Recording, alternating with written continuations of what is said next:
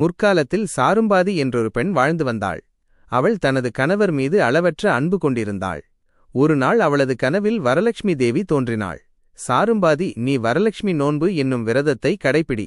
இது உன் குடும்பத்துக்கு அனைத்து செல்வங்களையும் உன் கணவருக்கு நல்ல ஆயுளையும் தரும் என்று கூறினாள். சாரும்பாதி மகிழ்ச்சியுடன் விழித்தெழுந்து தனது கனவை தனது கணவரிடம் தெரிவித்தாள்.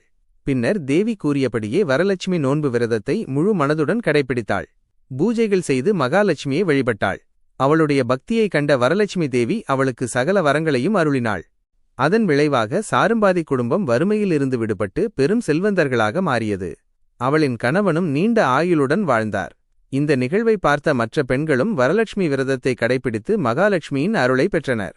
அன்றிலிருந்து சுமங்கலி பெண்கள் வரலட்சுமி நோன்பை நம்பிக்கையுடன் கடைபிடித்து குடும்ப நன்மைக்காகவும் கணவரின் ஆயுளுக்காகவும் மகாலட்சுமியை வழிபடுகின்றனர்.